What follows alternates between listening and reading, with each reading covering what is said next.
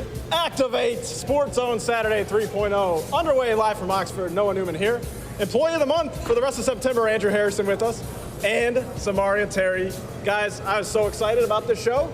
I only slept 3 hours last night. That's okay. There's a lot of excitement in the air. We're finally to the meat of the college football season. Southeastern Louisiana coming in here. Mississippi State in action right now. Big games all day long. Yeah, and we have a lot of special guests. Yes, we do. I think we should get Brad Logan and Ben Craddock like permanent guests on the show because they're going to be here every week, I feel like. They are great guests. Yes, Brad Logan is coming up shortly. Ben Craddock, Ole Miss legend, former Ole Miss punter. He's the good luck charm. We told Ben, as long as Ole Miss keeps winning, you're coming on the show. Yes.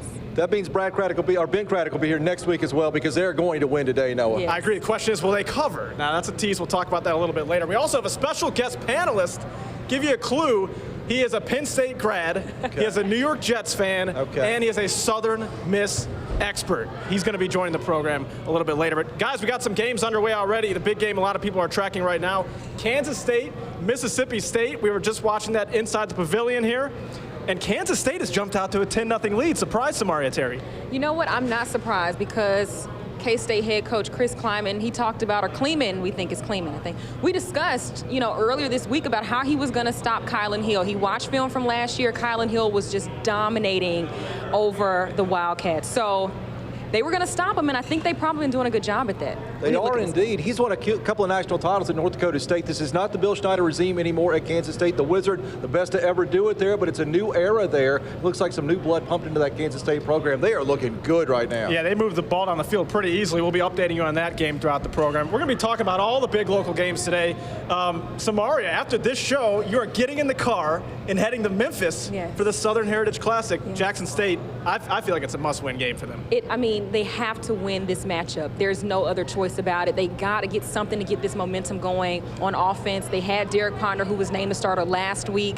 They didn't really do as well as we thought they were going to do, but it was a South Alabama team. They were really, really good. Yes. So hopefully Tennessee State, who only beat Mississippi Valley by 2 points in week one. So hopefully they come out with a win. They're definitely going to need one. But this is my first Southern Heritage Classic. I know the tailgating is crazy up there, so hopefully we have a good time. I don't know when I'm going to bed tonight. It got canceled last year, correct? Yes, this is the first one. Yeah, so this should count twice here, I think. Yes. Yes. It's going to be a big one there. Tennessee State, struggling against Valley. That is a good sign for Jackson State. But still, this is a tough draw to start the year for JSU. Some tough opponents right off the bat for them. Right, and just historically, this game has never gone in Jackson State's favor. It's always, Coach Hendrick talked about that on Monday at the presser, it's always some crazy play or some wild moment that gives Tennessee State this win every time they go to Memphis. So hopefully, maybe I should pick. I'm going to pick Tennessee State today. We're going to make a prediction later. No, don't.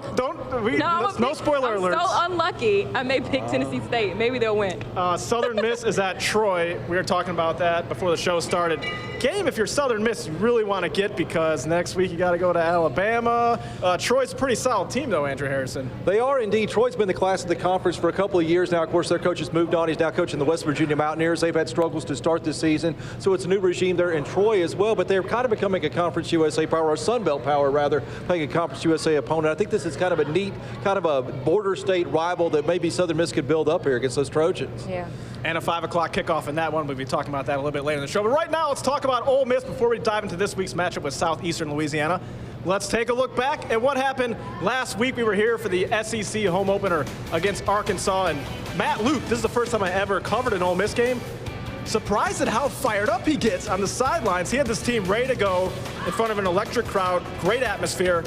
Matt Corral, like Baker Mayfield, Cleveland Browns great, woke up feeling dangerous. Takes him down inside the 5-yard line, and then on 3rd and goal a bit later, he hits Elijah Moore for the touchdown. Just the beginning of a huge day for Mr. Moore, and this is one of the keys for this team, Andrew. This season is replacing the DK Metcalfs and A.J. Browns of the world. This Moore kid's pretty good. Yeah, he's looking good. It's nice to see him make it through the air. They were pretty good on the ground last week, too, so the Ole Miss offense kind of showed up, which didn't happen against Memphis. They did. Jerry and Ely breaking a big one here, showing that elite speed. The drive would stall. Matt Luke coaching up his O-line says, let's go, guys. 10-3 Rebs, second half. Razorbacks are putting together a nice drive. A huge 4th and 1. Rakeem Boyd gets stuffed by Ole Miss. And Mr. Lodge on the sideline loved it. So Rebels with all the momentum, ensuing drive, Scotty Phillips would just drop the hammer. This Phillips kid seems to get better and better as the game goes on. He had 143 yards on 26 carries and 2 touchdowns. And Ole Miss goes on to win 31-17. No doubt a mammoth win for these guys. Here's Coach Luke after the game. This was a big game. We were saying, people were saying, is this a must-win on Monday? And I don't necessarily think that, but I'm proud as these guys continue to battle and fight out of this cloud we've been under and keep fighting. And I think it's good for our fans to have something good, to have an exciting night in our stadium to try to build on and move forward. Now, most of us picked Ole Miss to win last week. Our guest coming up, Brad Logan, did not. We're going to have him in a little bit. But none of us picked Ole Miss to cover. They covered. I thought they played pretty well. They did what they had to do in that game because that really felt like a must-win game. Yeah. We knew it was going to be pretty high scoring, though, at least for the Rebels offense, which is good. And some strange things happened. Arkansas got a defensive score because weird things always happen in that game, but the Rebels survived that, put the hammer down, like you said, in the fourth quarter, and they were the better team last Saturday, no doubt about it. They got that running game going. Now, what can we look forward to today? We're going to be breaking down the matchup coming up next with the one and only Brad Logan. He's going to be joining us here on Sports Zone Saturday. Let's take a quick break. We are outside the Fan Fest, outside the pavilion here in Oxford. Ole Miss live. We'll be right back on Sports Zone Saturday.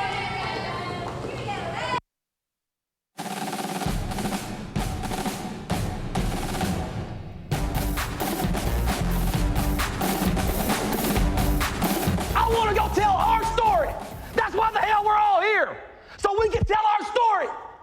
But hey, it ain't good enough that we want to do it. As long as we keep getting our ass beat, they're going to get to say whatever the hell they want.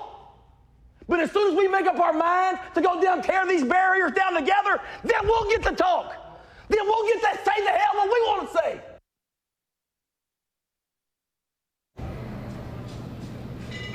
Loud noises. That's the reason why Matt Luke never has a voice. All right, that was fire. We are live here at the beautiful campus of Ole Miss, and we're joined right now with a very special guest, Saturday Down South's Brad Logan. Thanks for coming on the show. Absolutely. It's great to be back. Had a good time last week, except for some guy picked Arkansas to win. I don't know who that was. Yeah, I was surprised by that. Yeah, speaking of Arkansas, what were some of your biggest takeaways from last week? Well, Ole Miss shut down Rakeem Boyd. You know, we talked about him, about how good he was a year ago in Little Rock, and defense coordinator Mike McIntyre had a great game plan. And Sam Williams, the transfer from Northeast Community College, played a heck of a game, along with Jaquez Jones, who came in for the injured Momo Sonogo. Yeah. Both those guys really locked down on Rakeem Boyd and stopped that Arkansas attack in the first half. You know, Ben Hicks started that game for Arkansas and just was not productive at all. They went with Nick Sarkle. They were much more productive in the second half. But Ole Miss was just better than Arkansas last Saturday, and they came out, they played with enthusiasm, and came out on time, got a big SEC win. Yeah. You saw Momo go down. My heart fell in my stomach right there. I go, oh, gosh, here we go again. This is going to be a long game. But the Rebels defense stepped up, next man up mentality for them. They did. A lot of credit goes to Mike McIntyre and that defense. And one thing, guys, 121 teams in Division I Power 5 conference, or Power 5 football.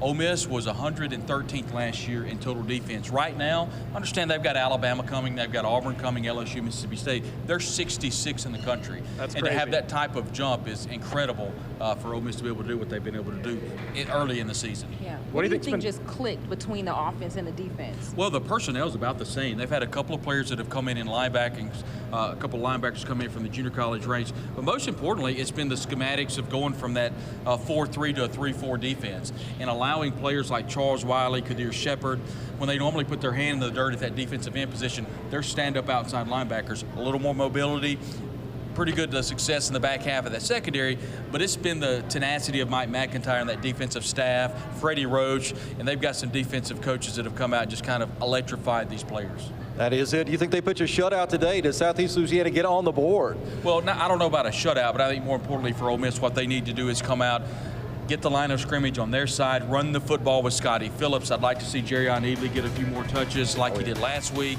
And then I'd like to see what Snoop Connor, the talented running back out of Hattiesburg, let's see what he can do. But they've got to have somebody step up at wide receiver. You know, last week Elijah Moore had a big day. Y'all kind of talked about that.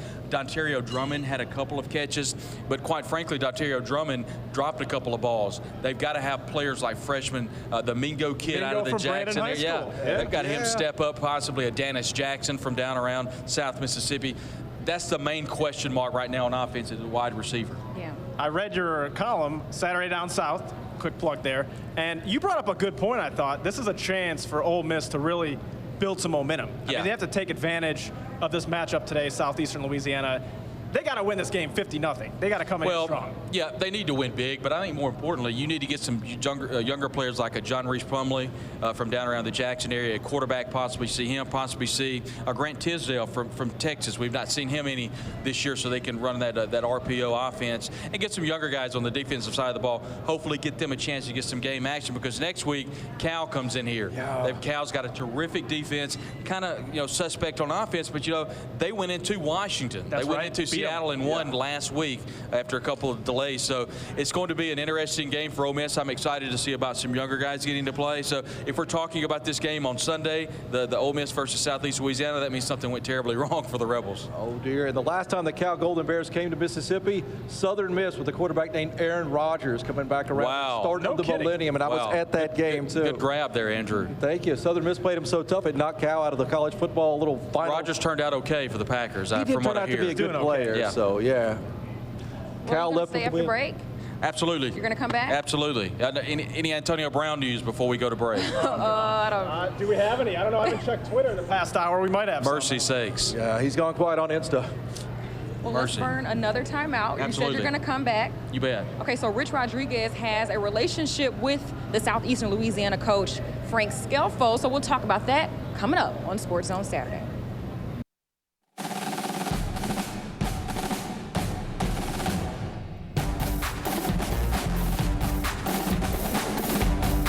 You don't go in there and say, okay, we're on ESPN and we're in an SEC stadium, so we really got to play hard. Well, God, dog, I hope we've been playing hard the whole time. I hope we got to practice hard this week because we got Ole Miss.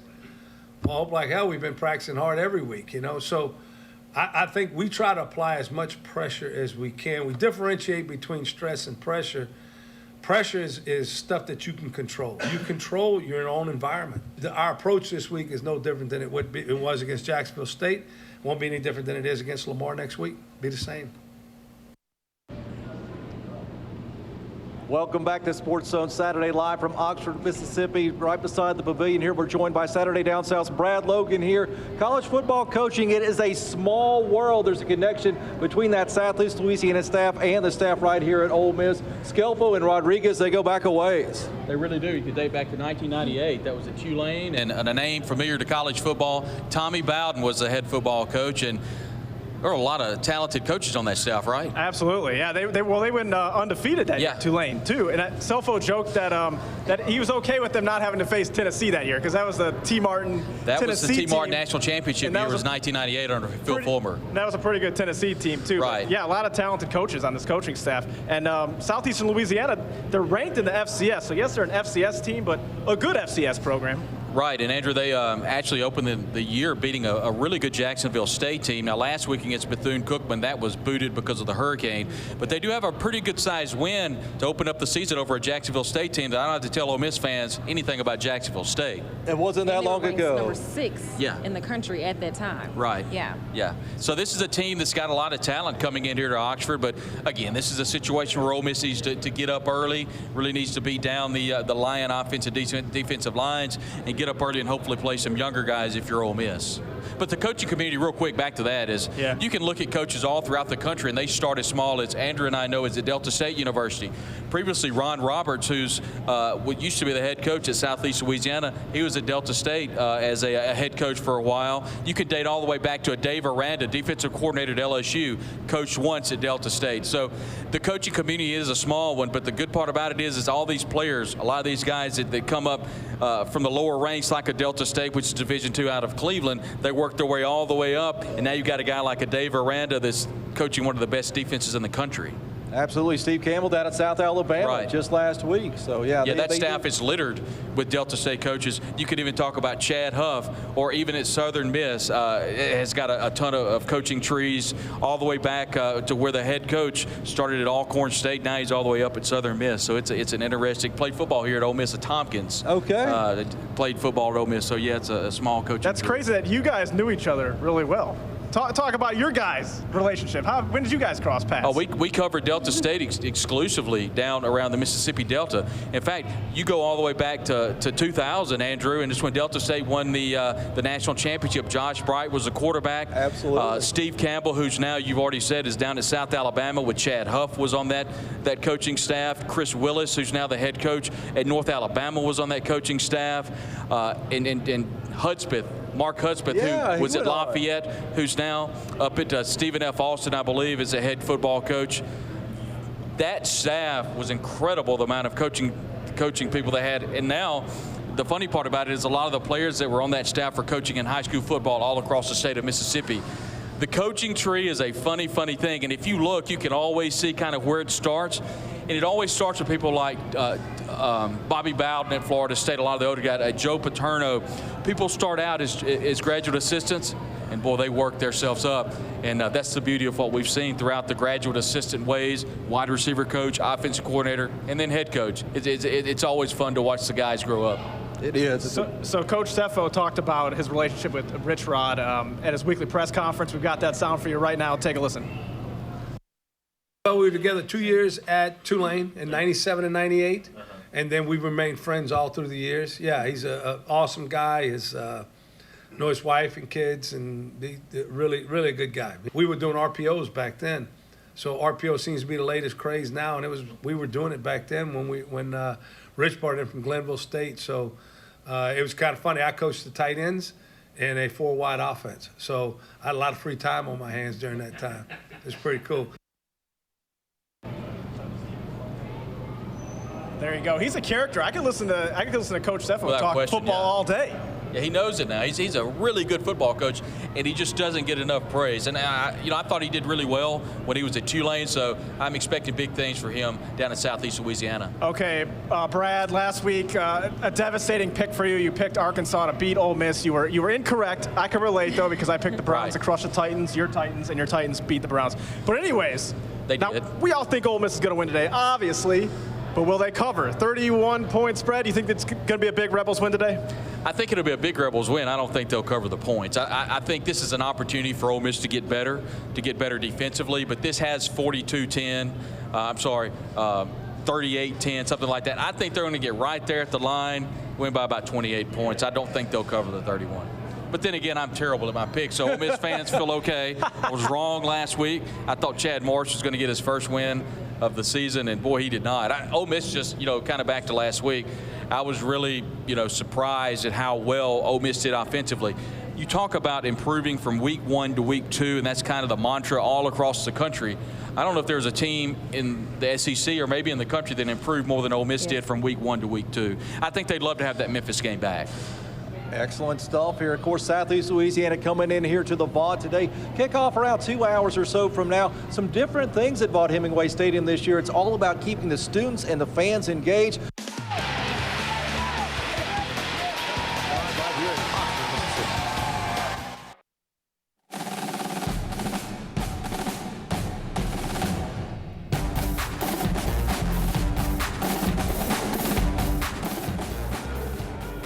All right, welcome back to Oxford, Mississippi. Sports Zone Saturday rolls on here. We're in the shadows of the Pavilion and Vaught-Hemingway Stadium. Now, the game day atmosphere got a little bit different at the Vaught this year. A few hundred lucky students can enjoy the game on party decks on either side of the north end zone by the scoreboards there. Here's what Ole Miss has in mind. Ole Miss proudly claims to have never lost a party, and that party just got a little hotter in the north end zone. The students are what drives the atmosphere. We've got to make sure that we're listening to them, that they feel like they're in a good place and that they want to be there. Because again, those 10,000 students are the ones that are going to make sure that we have, again, like I mentioned, the best game day atmosphere around. We're always looking for ways to get our students more engaged, to get them coming to the game earlier, have them stay longer, and really borrowing on some of the social aspects of baseball and of the pavilion. We all know kids these days, they want the same things we do. And I think for us, it was just an opportunity, hopefully, for our students to have another option, for them to come in and have more of a social area. There'll be fans and TVs and charging stations. We got to make sure that the students' phones are charged, right? That's super important. Sounds like the place to be. Now a bit of bad news for all those fun-loving 40-somethings out there. Party decks are for students only. Verified campus groups will distribute most of the spots through weekly lotteries, but there will be general admission for the first 200 student fans who line up on game day. With so many entertainment options out there, knowing your customer has never been more important. But we just want to make sure that our students know that we're listening, that we're sensitive to some of their concerns. And we know that in baseball and basketball here at Ole Miss, we have a great student atmosphere that we want to hopefully replicate and bring into Vaught Hemingway Stadium as well. And just imagine the selfies. It is all about the selfies these days. Now, beer will be sold at the Vaught for the final 3 home games of the season. That begins with Texas A&M on October 19th, but no beer will be sold in the student section. So theoretically, there will be no beer on those party decks. You're watching Sports Zone Saturday live from Oxford. We'll be right back.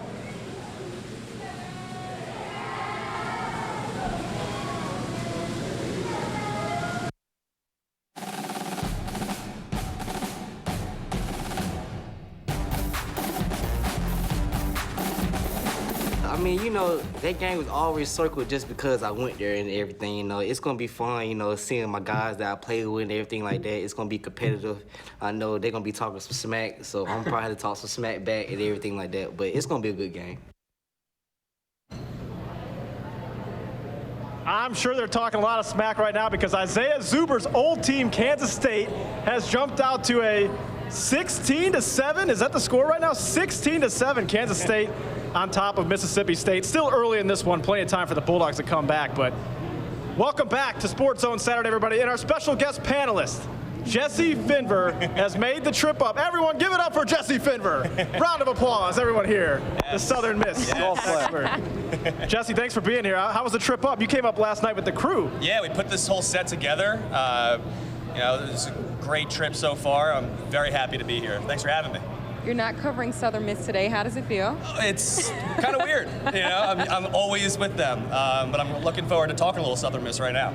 Jesse's doing some double duty today, too. He's helped them set up the crew. He's working cameras a little bit when he's not on set.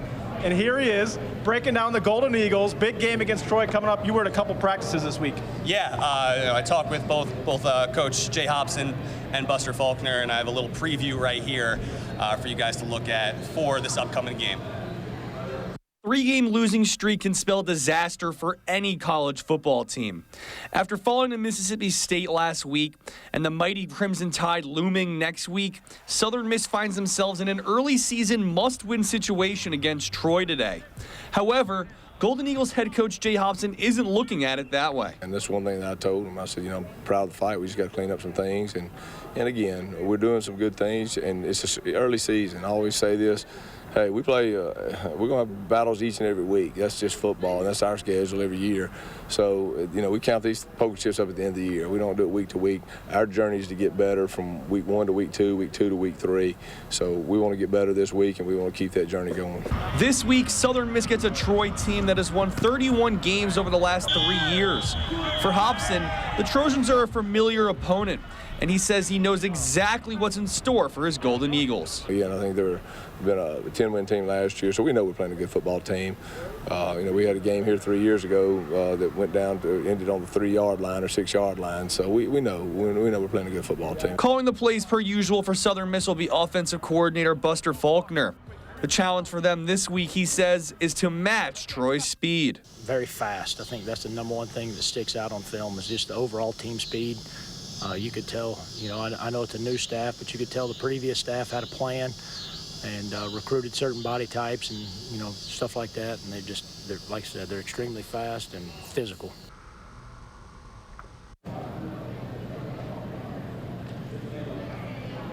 So the biggest story coming out of Hattiesburg right now is Quez Watkins is back. He's back. What impact is he going to have tonight against Troy? Huge. I mean, this is an all-conference receiver, led the team in receiving yards last year. Having him back just adds an extra weapon for Jay Hobson and Buster Faulkner with that offense. Jack Abraham, obviously, is a solid quarterback, a lot of passing yards last year, and he's started off the season well.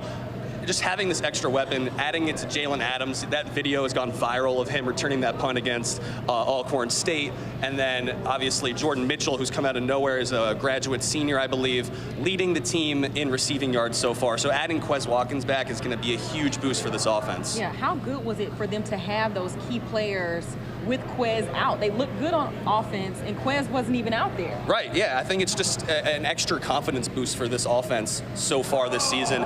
You know, it was kind of uncertain how this offense was going to go. It's a new offensive coordinator. Jalen Adams was out pretty much all of last season after the Auburn game, so he got only 4 games in last year. And having him back healthy this year, Jordan Mitchell has stepped up, and having Quez come in, Tim Jones, I mean, they have so many different weapons on offense. Obviously, losing the running back, Travinsky Mosley, has been a big detriment, but they've had other running backs step up.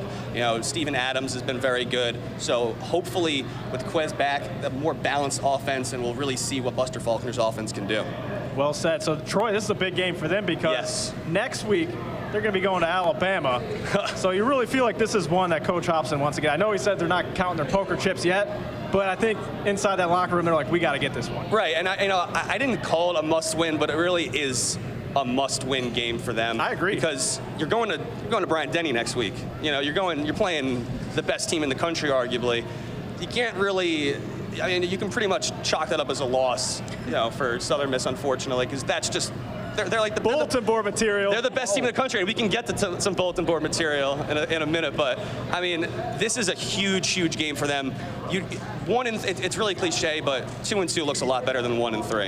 Yes, oh, absolutely. So we're talking about bulletin board material. I was looking at my phone. I wasn't being rude. I was pulling this tweet up from Jesse Finver. This is from before the Mississippi State game. Jesse says, quote, "I have a take.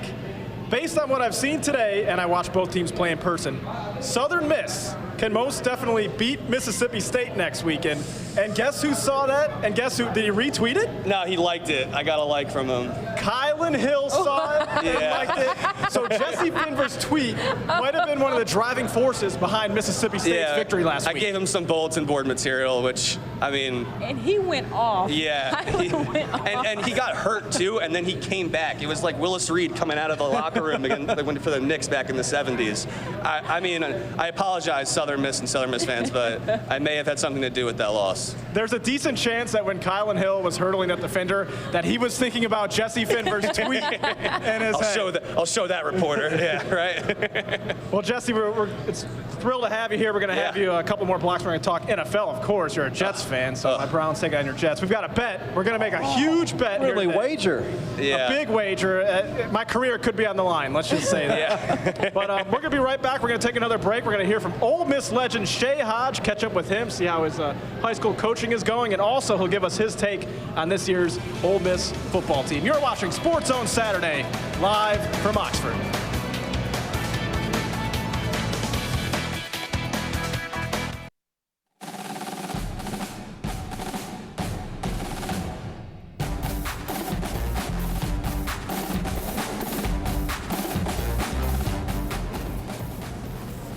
And welcome back to Sports Zone Saturday, live from Oxford. We're joined right now with a very special guest, Madison Newcomb. Thank you for coming on the show with us. Yes, thank you for having me. So, of course, we know Nuke's Eatery. We know that the great food, the great atmosphere, but let's talk about Nuke's Cares. Yeah, so in 2013, my mom and dad, Lori Newcomb and Chris Newcomb, who's the CEO of Nuke's Eatery, created Nuke's Cares when my mom was diagnosed with stage 3C ovarian cancer.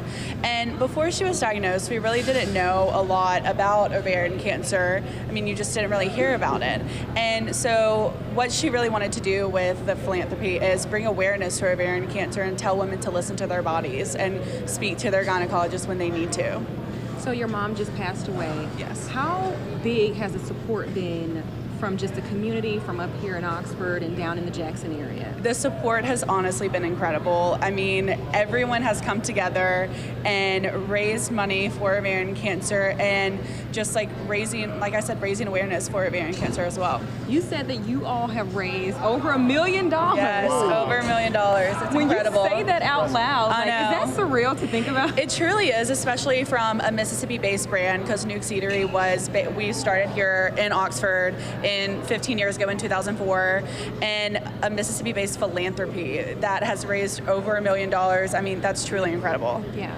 You guys have some fun events planned for the Jackson area and throughout Mississippi to help raise awareness and raise funds. Can you tell a bit about what's coming up? Yes, so we have our spin event September 19th, Thursday, at the Township at the Club in Jackson, Mississippi. And what that is, it's 5 intervals of spinning. You do not have to be a professional. I mean, I'm just going to go out there and coast. It's just going to be a very hot day. And what we do throughout that is we raise money for ovarian cancer throughout the whole day. And hopefully, I know we will reach our goal and it's going to be awesome. But my mom really got into the spin event because she loved to spin, and we partner with OCRA, Ovarian Cancer Research Alliance, which is based in New York, and this is what they do to help raise money, so it's really awesome. This is an exercise stationary bicycle that you're riding there. Stationary, yes. You're not moving. It's going to be great. And the club at Township, probably the nicest health club in Mississippi, Yes, it's pretty good. I like it. It's a nice one out there. What's the goal this year for the fundraising, do you know? Goal is $275,000. Last year was $250,000. We definitely beat that, and this year I know we're going to beat it. Okay. What did you raise last year? $250,000 Really? or $260,000 around there. Yeah, I know, it's incredible. Yeah. Let's talk sports. Okay, so you went to Ole Miss. Let's do it. How do you think they're going to do today? I mean, I want them to do good from what I hear, and I did watch the game last week, but I got a little pointers that our offense did really good last week against Arkansas. Yeah, it did. And I know we're going to do great. I mean, it's always a fun time, win or lose. Ole Miss is a great team, and I went to college here, so I love it so much. Here you go. Yeah. Okay, your official prediction, your official Madison Newcomb prediction for today. What do you think the score is going to be? Score. We're all watching. No, I Everyone's truly don't watching. know, like 22-7, is that even a score? Yeah. Can you do 22-7? You can do 22-7. There's been 3-2. Okay. There's been 3-2. Okay. So yeah. I'll do 22-7. There we go. Let me know how it goes. You heard it here first. Yeah. Nuke's Cares, we are live from Oxford, Mississippi. Sports Zone Saturday rolls on right after this.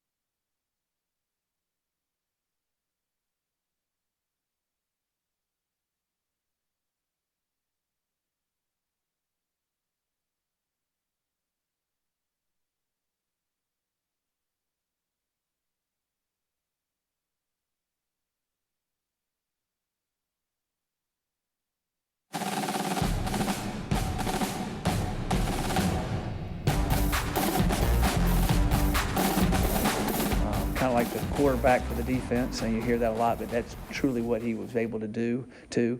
I thought it was really unique in the game.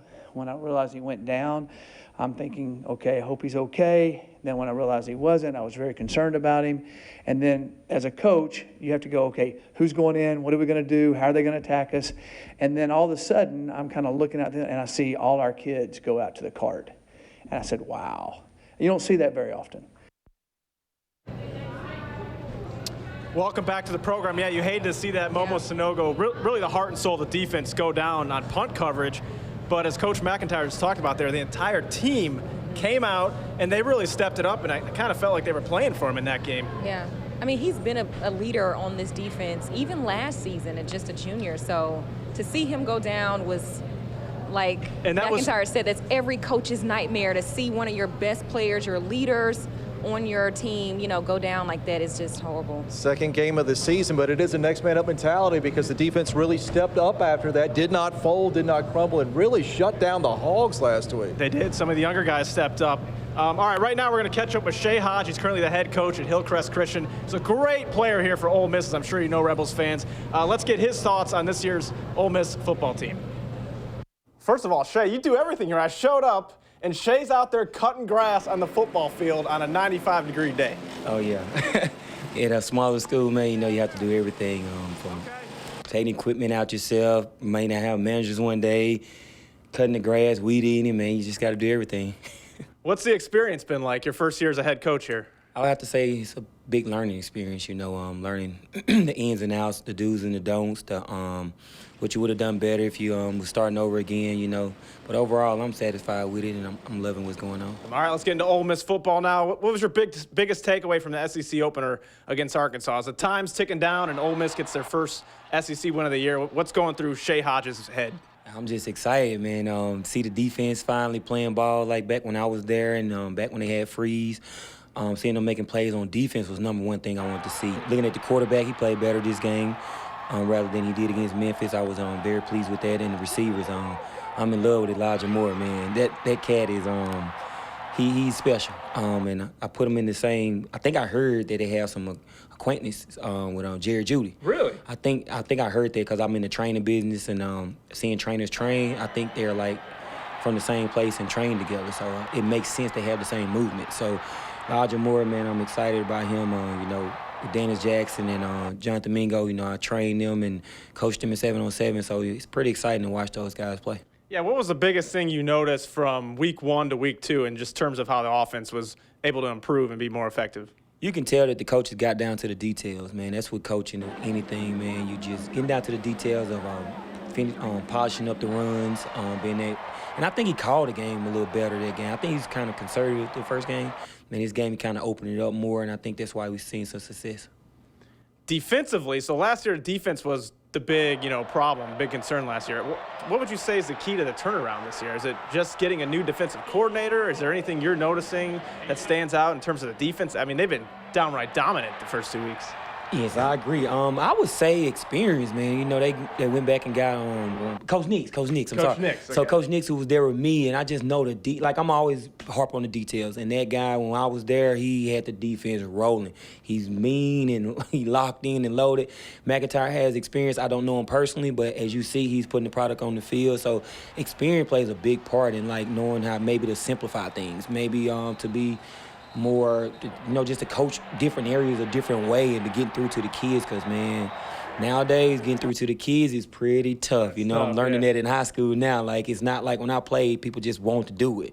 Now it's more or less of how you talk to them, how do you relay the message to them, not screaming at this kid and maybe you can scream at that kid. So, it's just like teaching, man, like a teacher. So those guys being older, I think they understand a little bit more. Not to knock anything about McGriff. McGriff was great. He's a great guy. I went and seen him at Auburn not too long ago. But overall, you got to be pleased with what's going on at Ole Miss right now. And how big is that for a team that's relatively young to get that first win, to get the win in SEC play and play so strongly? I mean, you were a part of some young teams, I'm sure.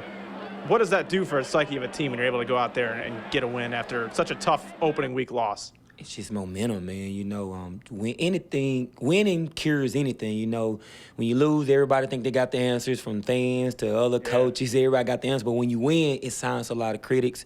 You're able to lock in and know, hey, what I'm being taught is something that's really, that's what's supposed to be taught, And just overall, like Coach Nutt told me a long time ago, winning equals fun. So when you win, now they're having fun, Instead of every time you lose, you're looking at what can I do better all the time. And it just overall, just winning just cures everything. You go from the big SEC home opener to Southeastern Louisiana, FCS opponent. How big of a challenge is that for the guys to not overlook a team like Southeastern Louisiana? How do you get up for a game like this after you're probably coming off such an emotional high with the Arkansas win? You just got to remember or think about the times that you lost to a team like that. I remember one year at Jacksonville State we lost to, and I was just shocked. I was like, oh, my God, we never lost like that. When I was there, even when we was transitioning to being a bad team to a really good team, we never lost to, opponent like that. So them having older coaches, Coach Luke bringing in older coaches that understand has had head coaching experience, I think they'll be ready and locked and loaded. They won't take this for granted and building on the success they just had. Shay Hodge, we appreciate it. We should make this a weekly segment. What do you think? Man, I'm up for it. Shay Hodge breaking down the Ole Miss football program. We appreciate it. I'll let you get back to cutting the grass out there. All right, man. Shay Hodge, he does it all. Thank you very much. Great stuff there, Shay. Hey, we got to take a water break. It's like 95 degrees out here. A bit cooler than last week, but still pretty hot. So water break time. We'll be right back on Sports Zone Saturday, live from Ole Miss.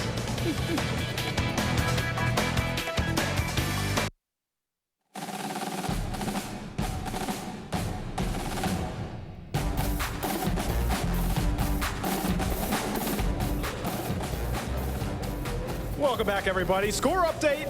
Kansas State 17, Mississippi State 14 at half. Kansas State jumped out to a 17 to, what was it, 6 lead, I believe? It was definitely 10-0 at one point. So at least State has been able to counterpunch a little bit with those Wildcats.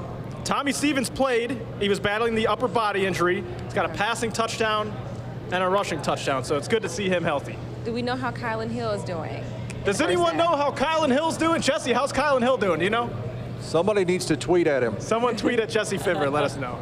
I'm sure he's having a great game. 10 carries, 39 yards. Will Richardson, our producer. So they have been able to stop him. That is something that they talked about this week, is stopping Kylan because he ran all over them last year. So they've been doing that. 39 yards, that is not typical Kylan Hill. So like Paula Abdul, rush. That's the key in the second half. Kylan Hill, rush.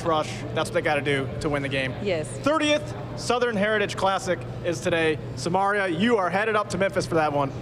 I am. If anybody sees me, please just hand me a Red Bull. Don't ask any questions. Just give me a Red Bull, okay? Because it's gonna be amazing though. I can't wait to go up there. This is my first one.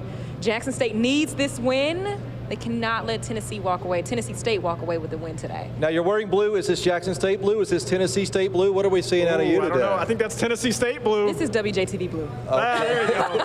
Perfect. Oh my God. Okay, but let's just jump right into this. So the Tigers are going to face Tennessee State at the Liberty Bowl. It's the 53rd all-time meeting between these two programs. Tennessee State leads the series 17-9. They've won 6 in a row. I said that, Andrew. So last year's game was canceled due to lightning. Jackson State is looking to avoid an 0-3 start. Couple that with the tradition of this event. It's the mammoth Saturday night for the Tigers. So like I said, history is not on Jackson State's side. They have not won this game.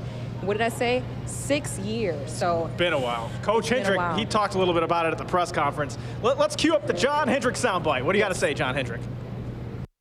You know, there's some things we need to clean up as a football team, especially on defense, with making sure that we squeeze all the lanes out and don't allow vertical seams in our defense, and then offensively making sure that we continue to matriculate the ball downfield.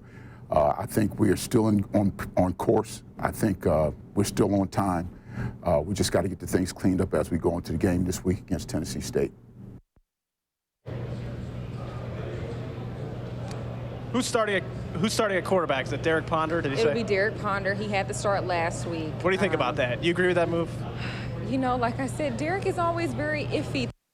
Offense to the Ponders. Great guy. Great guy, but you know, he got the start last year. Sure. He was benched mid-season. I hope history does not repeat itself, but at least they do have a solid quarterback, QB1, that, you know, is coming in. They're not playing ring around the quarterback like they did in week 1. This is a slow start to the season for Jackson State. This is one they have to get in Memphis this evening. Of course. I'll give you a key player for this game. A guy with a great last name, Warren Newman. Warren Newman is going to have a big day in Memphis. And we'll make our picks later in the show, but I'm feeling pretty good about Jackson State in this game. I'm just going to say it, Andrew Harrison. I'm feeling pretty good that the Fighting Hendricks could get a W today. Now, is Sonny going to make the trip up to Memphis? You know, Sonny will definitely be there. Okay. They can't stop Sonny. He did his roles and exercises and drills and everything that Hendrick wanted him to do. So I think he's on good terms now. Tennessee State, also the Tigers. They will have their own Tiger out there. Any chance those two could hook it up today? You know, Sonny has a bad reputation at fighting. I've seen a video of him trying to fight Seymour the Eagle down at Southern Miss. I'm like, Sonny, what are you doing? Yes. Whoa, I didn't know that. It's just a lot of Tigers going on. Then they're playing at Memphis Stadium. They're the Tigers. It's just a lot of Tigers. I don't know. It's going to be a very, very striped affair there. Sonny's all about the action. So the mascot battle, that might be one of the key angles in that game that you're going to report on. I know. Okay, so let's wrap up hour one. We've already done 1 hour of Sports Zone Saturday live from the beautiful campus of Ole Miss. Hour 2 coming up right after the break.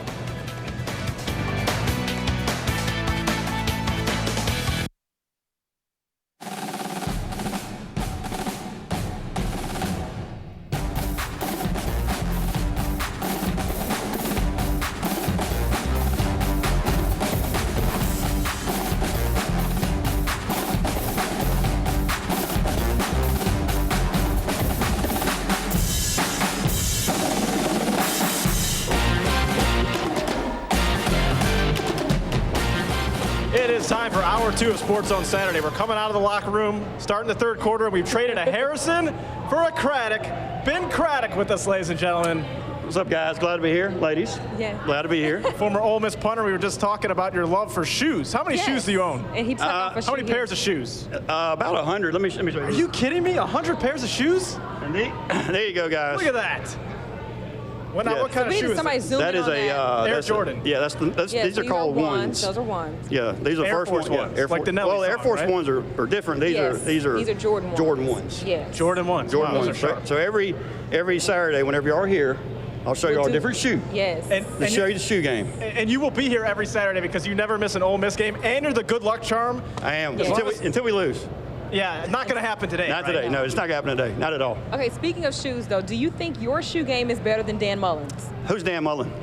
Oh! I don't. We're in the shade. Dan Mullen. Oh, you guys at Florida. Oh, that guy. No, he's we're live, aren't we? Yeah. He's a good man, but some people can wear Jordans, some people can't. He's one that cannot. He's letting the shoe wear him. Yeah, the shoe wears him. The shoe is wearing him. He makes a great shoe look terrible. So I make it look good.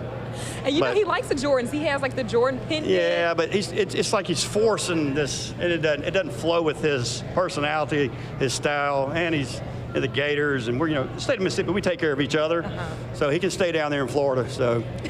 Well, there you go, Ben. Let's talk about some of the big games today. Mississippi State game's underway already. They're losing 17-14 at halftime to Kansas State. I know you're an Ole Miss guy, but does that score surprise you at all? Yes and no. I think Kansas State's got a great team. I mean, we'll see how once the third quarter they start getting towards the third quarter, I think State will take over, and I think they'll win by 20. I mean, that's just Mississippi State has a great program. Kansas State, they're good, but I mean the humidity, the weather, the heat, it's going to take their toll on those kids. So, but State's going to be fine. They'll win it. They'll win it. So K-State head coach Kleeman, he talked about stopping Kylan Hill. Kylan Hill, dominated last year, 211 yards. Right now, he only has 39 at halftime. Yeah, it's like anything. Their game plan is to stop, Hill. So they'll do adjustments or whatever with Moorhead, Coach Moorhead. But like I said, they'll be fine. They'll come out third and fourth quarter. I guarantee the kid will have, he'll have 100 yards. Okay. But it just takes time. I mean, Kansas State is different. They're from out west or wherever the Kansas State is. Manhattan, right? Little Apple. I don't even know, guys. I just know where the Southeastern Conference is, our states. And but yeah, I mean, I think they'll get going. It was actually a really good game before we came up here. But I think the state will win it easily. Once that heat kind of overtakes those kids, and State's strength and their depth will take over, so they'll be fine. They'll be fine. I agree with that analysis. Yeah, and I'm not a State fan, but I still respect them a lot. So. You predicted Ole Miss 3, Arkansas 0 last week. Yeah. How impressed were you by Ole Miss' performance, winning by 14 points? It was a great. I think like I said, when we talked last week, from the first game to the second game, you see the most improvement, and I think Coach Rye utilizing Ely, and with Phillips doing some different roles, having Matt do some different roles, Tyler Knight, he had different roles also. So you got to use those kids. Those kids are too talented not to use. So I'm not shocked, but it takes time for freshmen. And our team's so young, it just takes time. And I can't wait to see how today goes, because you're playing a lesser opponent. So can those kids continue to grow and mature and build off last week's success? Yeah, Elijah Moore had a breakout game last week. Were you kind of surprised by his performance? No, Elijah's so talented. With Sanders, pulling his hamstring, I've been out, 2 games now. Elijah is so talented, and he's always made plays. And so now, with Lodge gone, DK and A.J. Brown, now these younger guys get to come in and they can play. But so it's going to be fun to see who kind of comes out of the NWO group and kind of takes over and becomes the new A.J. Brown or the new Lodge or the new DK Metcalf. So that's exciting to me because I love offense, especially our receivers. So I think Elijah Moore will be one of those top 3 guys. Yeah. Sure. Yeah, we heard from Shea Hodge earlier in the program. He was talking up Elijah Moore. Now, the atmosphere is electric. First time I was ever at an Ole Miss game last week. Is it challenging for the players after such a high of the Arkansas win to get up for Southeastern Louisiana? You asked Shea this question, didn't you, too? I did. He texted me. He actually texted me. He goes, how do you answer this question? I went, man, that's a good question. But it is. I played in games like that. Shea played in games like that. And I think as a player, you want to go out there and perform and do your job and they're so young. These kids are so young. They're going to go out there. They're going to execute. I mean, hopefully they won't have as many penalties or mistakes. But I think they just, it's one game at a time. You never know what's going to be your last play. So I think we'll be fine. But it's just these kids are so young. You don't know what to expect. But hopefully they'll cut out there and they'll perform and put up some W's for us. Absolutely. You got time to stick around for another segment? Sure, as long as the boss man says okay. Ben Craddock, former Ole Miss punter, with us. We're going to take a quick break here on Sports Zone Saturday. We'll be right back live from Ole Miss.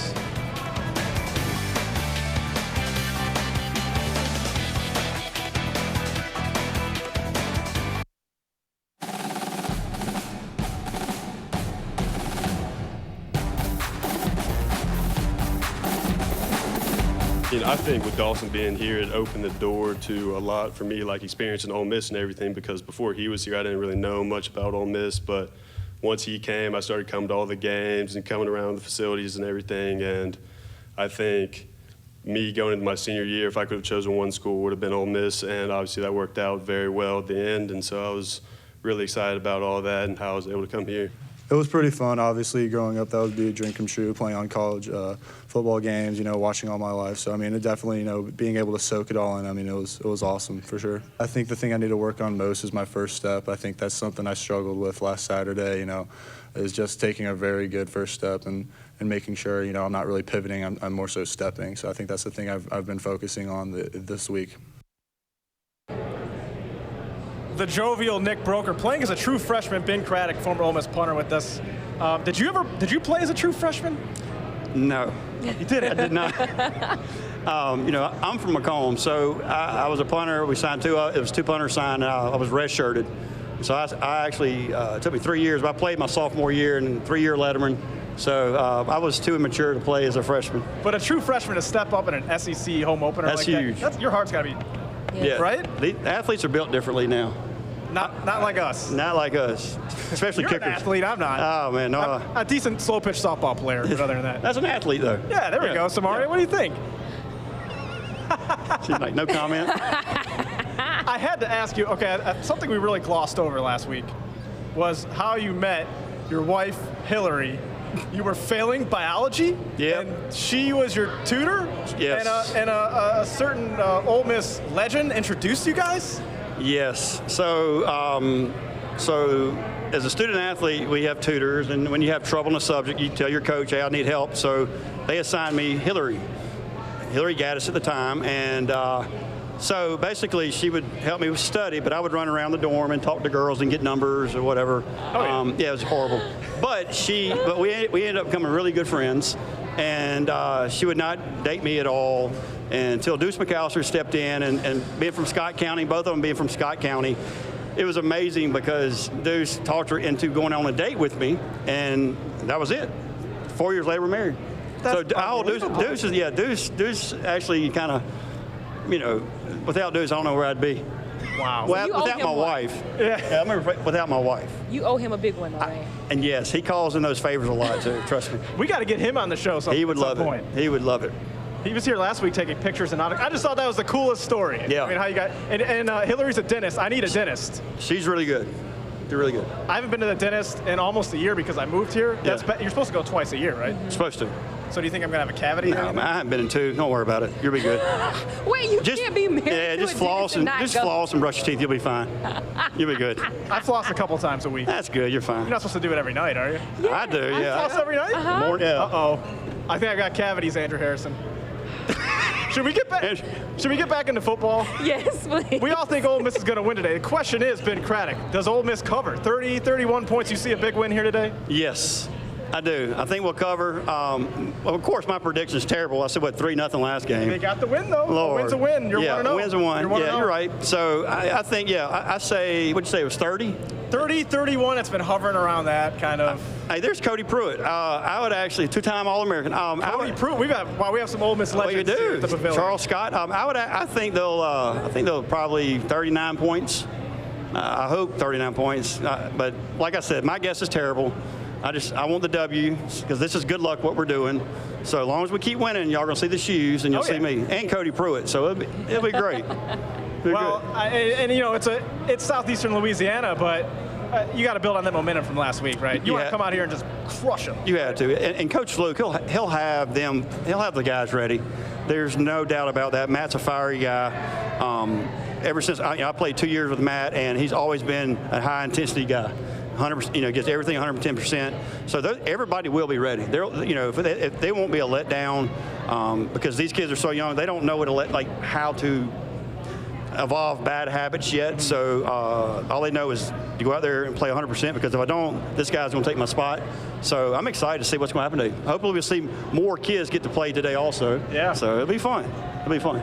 Well, Ben, thank you so much for coming on. Thank you. We will see you next week. I want to see your Jordans next game. Wait a minute. I want the Jordans. I'm going to bring my 11s next week. I've got a sick pair of Brooks running shoes. I'm going to bring those on next week. Okay, so we're going to go to break on that note. We're going to break on that note. We will have the Bob Costas of Jones County, Jesse Finber, coming up on Sports Zone Saturday.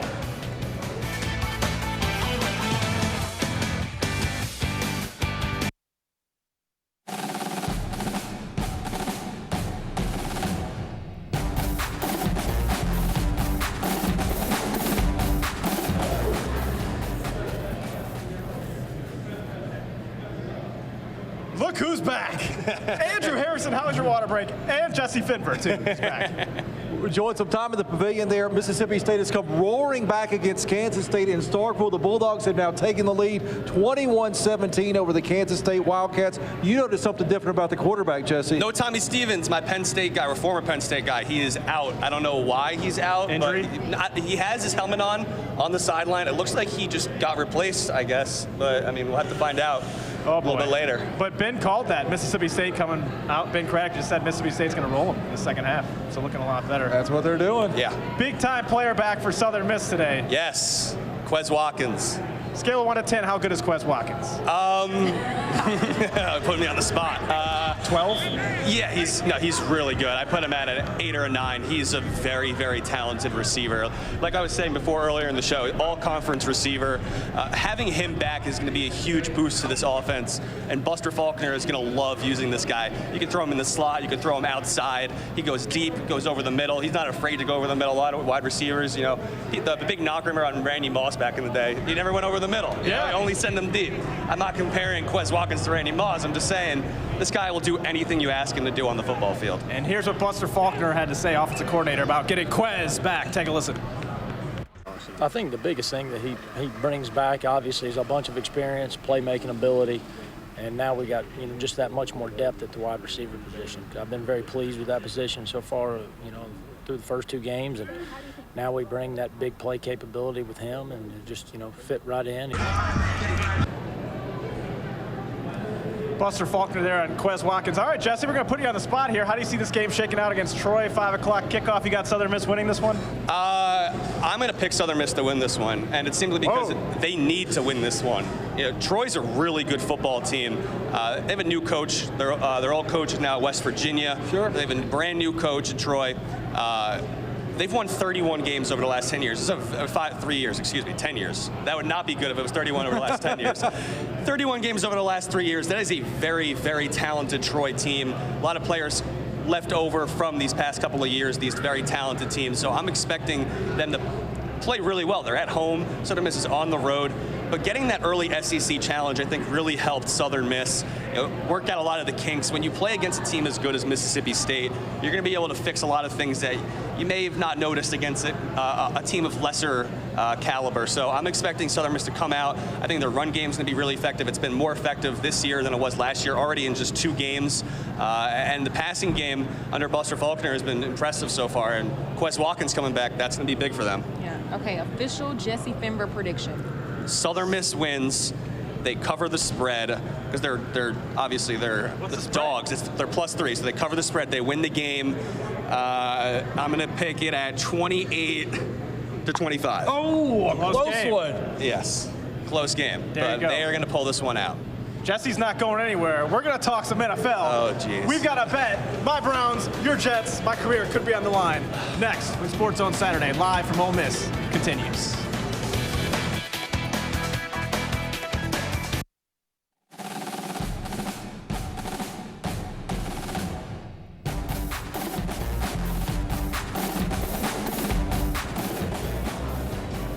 So tough news out of Oakland. Former Mississippi State Bulldog Jonathan Abram is done for the season after just 1 game. The first-round draft pick suffered a torn rotator cuff and labrum against the Broncos Monday night. Here's John Gruden on the injury. We'll keep him around here, let him learn the defense, and we'll consider this a redshirt year for him. But he made some big plays to help us win a football game. He's a big part of our future. He's everything that's advertised, and he'd probably play this week if we let him. But he's going to have surgery, I think, tomorrow. And we're just keeping him in our thoughts and prayers, and we're going to miss him, no doubt.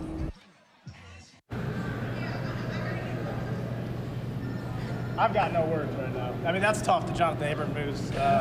I lost a bet to Andrew Harrison. That is a wonderful look. Where did you get that shirt? That is Derrick Henry's jersey. That is an NFL almost authentic, not quite more of a swing man, but that is beautiful. It looks great on you. It brings out the blue in the eyes there, Noah. Okay, you know what? First of all, I think my eyes are green, aren't they? Are they blue? I didn't even Bluish greenish. Yeah. Okay, so a bet's a bet. Andrew's a big Titans fan. I was so confident the Browns were going to demolish them last week. Samaria picked the Browns to win too. Because I know how unlucky I am. You tried to jinx my Evil laugh. And so Andrew brought the Derrick Henry jersey. It was hanging up outside my desk in the sports department all week. I had to watch it, look at it every day. Gerald Harris is a Titans fan. Every day he'd come in and say, "Tighten up." So I'm good. A bet's a bet, you know. Derrick Henry, a huge game, had a very long scoring touchdown run and a pass catch for a touchdown as well. Also, A.J. Brown for the Titans. Ole Miss representing in the NFL. Great game. I believe 100 yards receiving, a couple of long catches for him too. Titans looking good. Yes, A.J. Brown, I didn't realize how big that dude is. Just watching him play out there, he torched the Browns, 100 yards and just 3 catches. He's a big boy. DK Metcalf also, Samaria, he had a big day as well. 4 catches, 89 yards for the Seahawks, led the Seahawks in receiving. So 2 second-round picks that certainly looked like first-round picks, A.J. Brown and DK Metcalf. And did you pick him up for your fantasy football team? I got A.J. Brown in one of my many fantasy football leagues that I am in. He was a hot commodity. I wasn't able to get him in all of them. He's a good player. He's a really good player, and I'm kind of jealous because my New York Jets need some wide receivers, some talent on offense, and I kind of wish they took him in the draft, but your Titans got him, so. Smart, shrewd move by the Titans personnel people there. Yes, absolutely. We had a fantasy football draft for the station the other day, and was it Byron Brown with the #1 pick? Yes. And do you know who Byron Brown took with the #1 overall pick in fantasy football, ladies and gentlemen? Drew Brees. You're not supposed to take quarterbacks in the first round, especially #1 overall. Unless it's Patrick Mahomes. I would, you know what? First round, though? Yeah, but, you know, I wouldn't, but I would also, like, if Byron took Patty Mahomes in the first round, I wouldn't hate on it. Drew Brees, though, I mean, Saints fans gonna. Wait a second. Will Richardson in my ear just corrected me. It was not Byron Brown with the #1 overall pick. Who was it? Who was it, Will? Some guy in sales. Oh. Sam from sales. See, look at you trying. Well, the guy's name was Brown Bombers. It was B. Brown, so we thought it was Brian, or we thought it was Byron. News regrets the error. Oh, man. Zach Brown. Shout out to Zach Brown. Drew Brees, #1 overall. Okay, your Jets taking on my Browns. Yeah. Oh, yeah. I got to bet. I think we should bet something. Okay. Make it fun. Let's hear the terms and conditions of this bet. Once again, Sam Darnold is not playing. I hope he gets better. I want him to play because now if the Browns lose, it's like you lost to the Jets without Sam Darnold. And if we beat the Jets, it's Oh, you beat the Jets. They didn't have Sam Darnold. So I'm so confident the Browns are going to win. I will wager. I will run, if the Browns lose and your Jets beat my Browns, I will run cameras for 2 segments, and you could come and take my seat and host this show. Wow. The Browns are going to win. It's not going to happen. Yeah, no, that's easy. That's an easy bet to make. But what happens if the Browns win? If the Browns win. Or if the Jets win, what happens? I think that's what we're asking. Oh, if the Jets win. Okay, so if the Jets win. Wait, no, you said no. That's if the Jets win. If the Jets win, I swap in. Oh, Andrew, you threw me off. If the Browns win. What do you think, Samara? You got any ideas? I'm thinking something food related. Okay. Jesse brings some kind of food to the whole crew, maybe? Oh, no, Lord. not the whole crew. He just has to buy you lunch after the show. Okay, you have to buy me either Cane's or Steak and Shake after. Okay. I've never had Cane's. I heard their chicken fingers are really good. Yeah, we were giving him some grief. Couldn't believe that he hasn't had Raising Cane's yet. Yeah. Well, Jesse, this was a blast. You might be sitting in my seat after the Alabama game. I doubt it, but I think the Browns are going to pull this one out. I think you're right. Yeah. We'll make our official It's a dry clean only there, in case you were wondering. I got to go take this thing off. I'm sorry. I'm taking this thing off. You guys can take us to break. Okay. World News, we're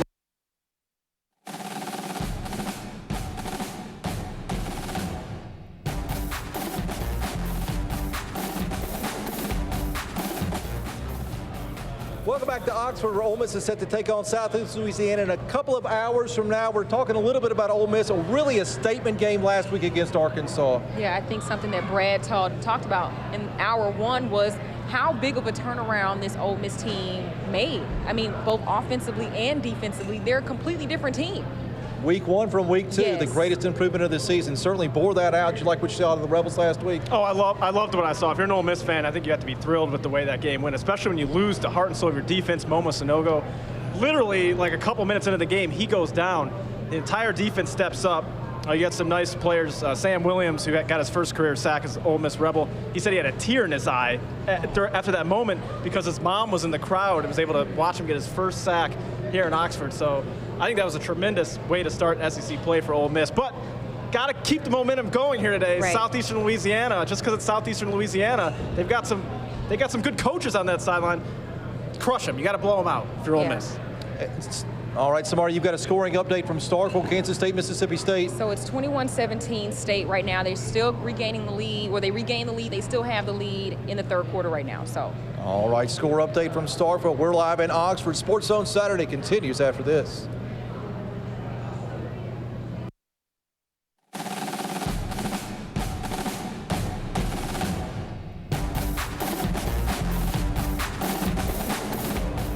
Welcome back to the program. First of all, let's give a shout out to Nukes Cares. Madison of Nukes Cares. It was a great interview earlier today. She gave us these wristbands. Nukescares.com. Yes.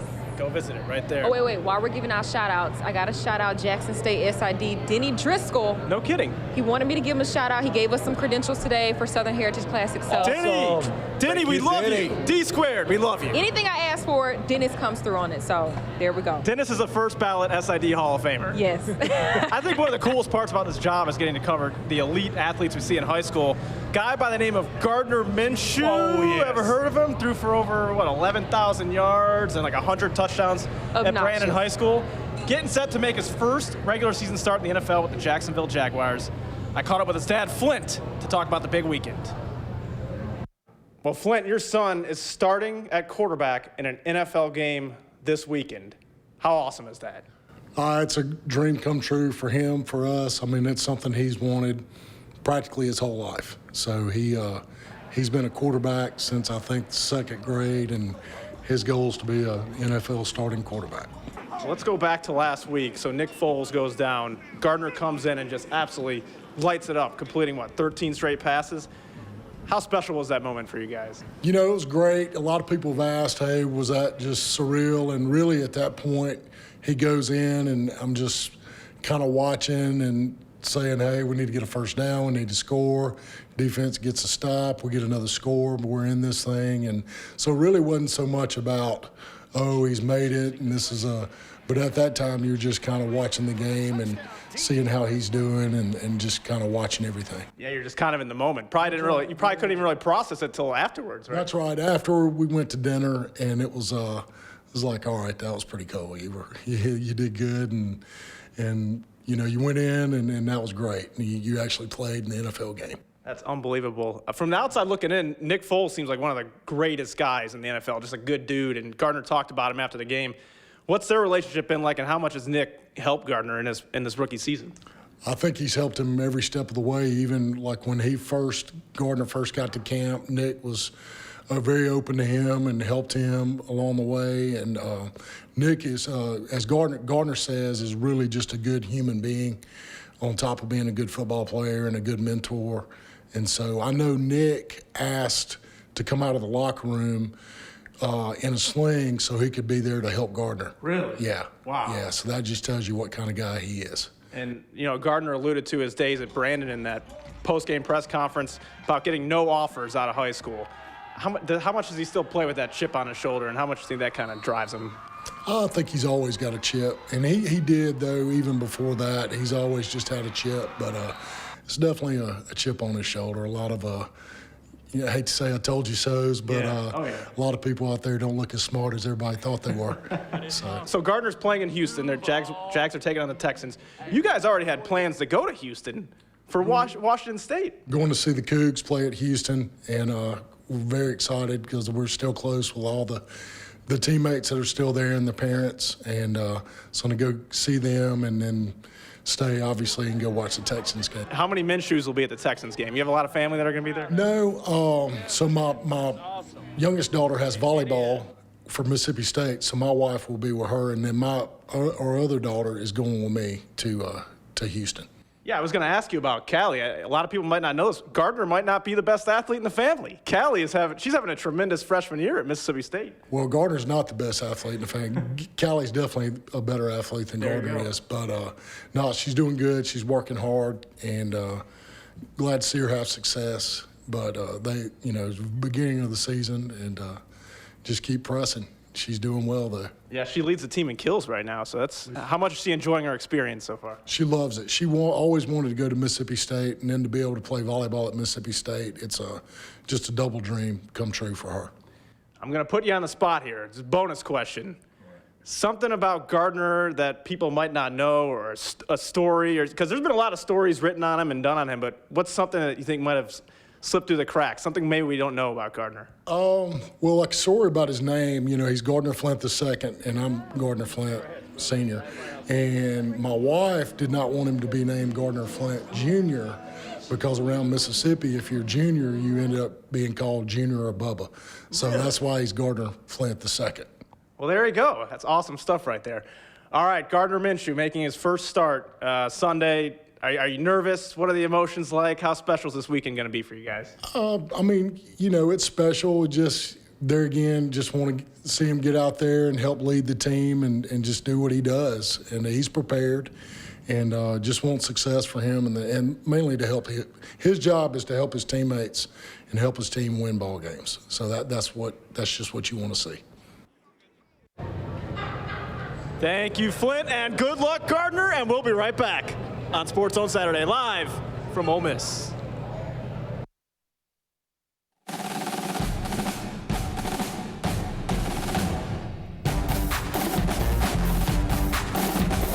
Afternoon highs on this Saturday for many. Hotter than we should be for this time of the year. Specifically, we're talking Jackson, 95 degrees, up into the Delta near 100. Heat index today is going to be a big factor for many locations across the state of Mississippi. As far as storms go, we're very limited. 3 o'clock this afternoon, Vicksburg could pop up a few storms. Very limited in the storms today. A little bit later this afternoon into the Delta around Yazoo City. If any storms or any more storms pop up, they should be north of I-20 into the northern portions of our state. But again, very limited storm potential Saturday afternoon. Don't count on these storms to cool you off. Now, we could count on them Sunday. We could count on them all of next week to cool us off. Speaking of finishing things up, post-game for State and the Wildcats, 94 degrees. It's going to be a hot one, sunny and hot. The wind, not much for cooling us off. Same can be said for the Rebels this afternoon against Southeast Louisiana. 94 degrees at kickoff around 3 p.m. Sunny and hot start to the game. Again, wind, not only a factor, but certainly not going to cool us off. So make sure you hydrate. Make sure you prepare for these hot temperatures. Again, For reference material, 95 at Jackson, with the heat index likely going to feel closer to 100. So all locations today in the mid-90s, all locations today feeling a lot hotter than that. We should be very isolated with our storms. We start to see more storm coverage after Sunday and each and every afternoon thereafter. If you're looking for cooler football weather, we could see some changes this time next week.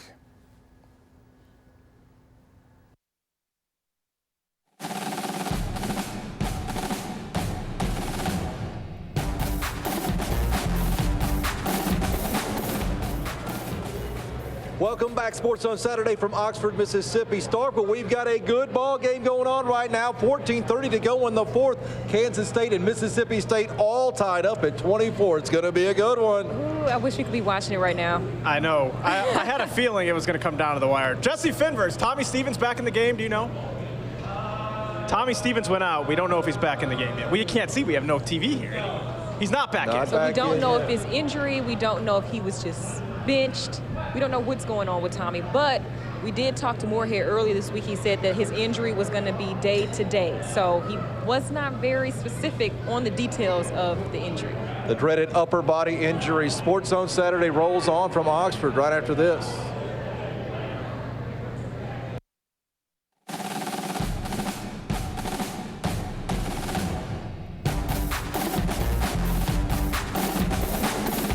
Browns or Titans, who you got? Oh, tighten up all the way. I like them to win and cover tomorrow. Samaria, Browns by 40, right? I hate to say this, but I'm going to go Cleveland. Thank you. Cleveland Browns, Baker Mayfield, 5 touchdowns. Browns will win the game. That.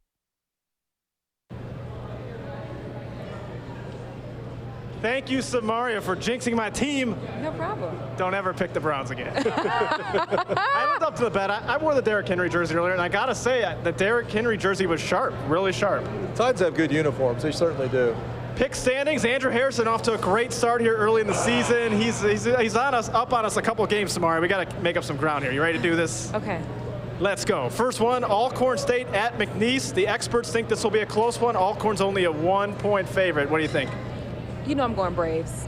She's going Braves all the way. I'll go contrarian, give you a chance to make up some ground. I think McNeese State gets the Braves today. I knew Andrew was going to do that. No faith in the SWAC.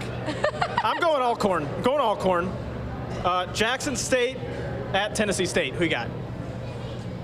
You will be there. I will be there. Jackson State has got to win this game, so I'm going to go Tigers. All right, I'm going to go against you that I do like this SWAC because I think Jackson State gets the win in Memphis tonight. Sonny the Tiger. It's a clean sweep. Jesse Finver said Southern Miss is going to beat Troy. Do you guys agree? I don't agree. I'm sorry. So you got Troy. I'm going Troy. I've got Southern Miss beating Troy at Troy. Oh, give me Southern Miss. They're going to do it. South Carolina, Alabama, right? You know, as much as I would love to see South Carolina beat Alabama, it's going to be Alabama. South Carolina, Alabama, right here on 12 News. I got the Tide in that one. But you picking Alabama might jinx them. So let's go NFL. Saints at Rams. Rams 2-point favorites. Think the Saints pull off the upset? You know, I always go Saints and then they win, so. There's no way the Rams are beating the Saints. The Saints have had this circled on the calendar. They are going to come out and drill the Rams. You think so? I think so. You think they're going to drill the Rams? Oh, you can make up some ground if you'd like. I'm here to tell you, the Rams, I believe, will win the game. I think Rams at home. And the big one, the one we're here for, Southeastern Louisiana, Ole Miss. Ole Miss is going to win. We don't want to jinx the Rebels. Ole Miss is going to win. The question is, for this pick, will Ole Miss cover the 31-point spread? Samaria? No. I think this Southeastern Louisiana team is pretty good. They beat the number 6 team in the country in Jacksonville State in week 1, so they're not going to put 31 up on them. I got Ole Miss winning and covering. I've got Ole Miss 60, Southeastern Louisiana 7. So yes, they will cover. Guys, how much fun was this today? This was a blast. Most fun you can have on television. Can you believe we're already a third of the way through the season? That's crazy. I know, right? I want it to go longer. It's the greatest time of the year. Thank you so much for watching Sports Zone Saturday live from Ole Miss, Southeastern Louisiana. Ole Miss, 3 o'clock kickoff. Enjoy the games, and we'll see you next weekend for the Big Cal game.